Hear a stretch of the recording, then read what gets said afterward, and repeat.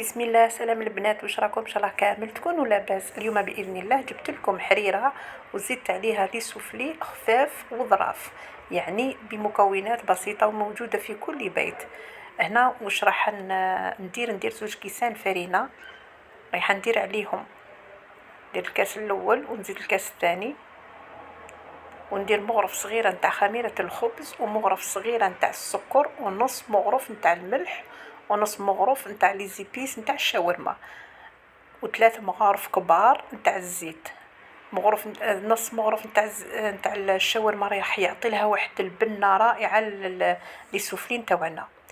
اذا كما قلت لكم هنايا راح نجبد الحليب يكون دافئ نوعا ما. درت زوج كيسان تاع فرينه، مغرف صغيره نتاع الخميره الخبز مع مغرف صغيره نتاع السكر، نص مغرف نتاع الملح ونص مغرف نتاع لي زيبيس شاورما، وثلاث مغارف زيت، ونشمخ بالحليب. ولكن العجينه ما لازمش تكون طريه، لازم تكون حاكمه روحها. راني نزيد نعاود نقول العجينه لازم تكون حاكمه روحها، ماشي يابسه وماشي طريه، رايحه تكون بين وبين. شوفوا هنايا راني نشمخ غير بالعقل وبالحليب يكون دافئ هكذا كما راكم تشاهدوا. هكذا نجمع غير العجينه. شوفوا العجينه القوام نتاعها كيفاش يكون هكذا. نغطيها ونخليها ونروحوا نديروا مع بعض الحريره. درت هنا شويه تاع الزيت وشويه تاع السمن او الزبده او لا مارغرين. درت حبه بصله تكون صغيره وزوج حبيبات نتاع زروديه وثلاث فصوص نتاع الثوم وحبه بطاطا. راح نقليهم هكا، ومع لي زيبيس شويه كركم شويه زنجبيل شويه كزبره مرحي وشويه نتاع الملح، ونخليهم هكا يتقلاو. نخليهم حتى يتقلاو مليح مليح، ومن بعد نمرقوا بالماء يكون سخون. نغطي عليهم ونخليهم حتى وين يطيبوا. اذا نغطي عليها ونخليها طيب ونولوا العجينه نتاعنا. يعني نروحوا نديروا الحشوه نتاعنا، يعني الحشوه تكون خفيفه وظريفه وسهله، يعني في متناول الجميع.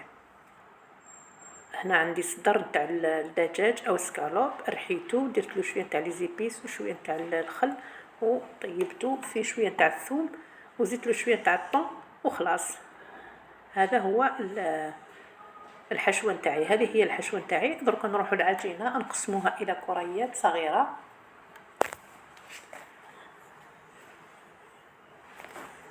هكا نقسموا كامل العجينه الى كريات صغيره، لازم تكون صغيره.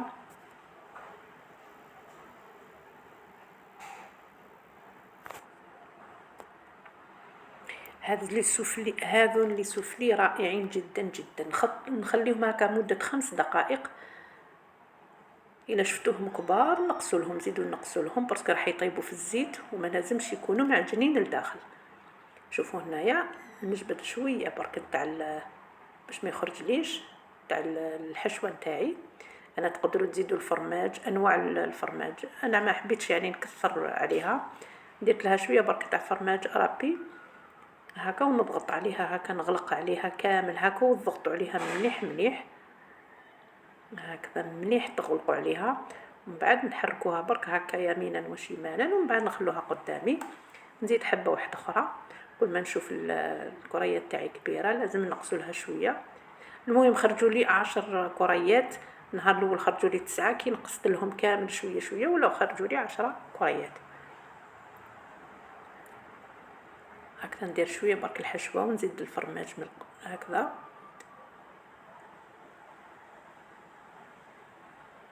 هكذا كامل، نغلق عليها مليح مليح.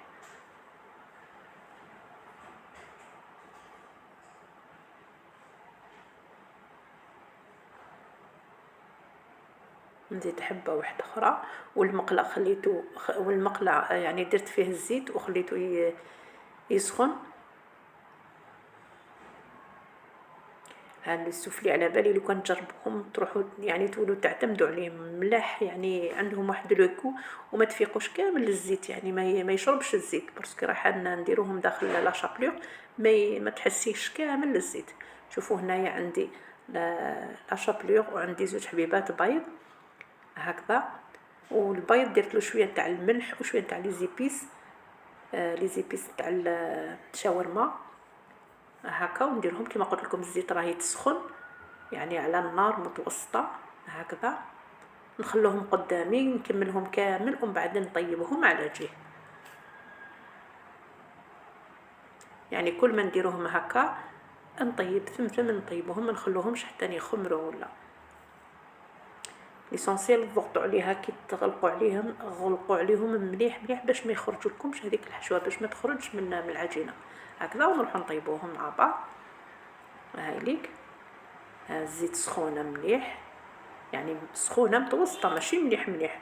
على بالي يكون تسخن مليح مليح ديريها برك في الزيت راح تطيب لك والداخل تكون خضراء، لازم تكون يعني متوسطه هكذا. شوفوا هنايا بعد ما كملتهم كامل، شوفوا هنايا هنا راهم يعني يخوخوا هنا. ودرت لاصوب تاعي، درت لها الفرماج وزدت لها لا كريم، الكريمه وبعد من بعد رحيتها كامل مليح. شوفوا يعني القوام نتاعها حريري وتبريي. درت الكريمه طازجه والفرماج، هذا الاختياري، لا حبيتو ديروهم لا ما حبيتوش ما ديروش. ودرت مع الاخر كامل درت شويه برك نتاع الحشيش يعني كزبر، ودرت شويه برك نتاع لي زيبيس تاع لي زيبيس اللي تحبوهم وخلاص. شوفوا هنايا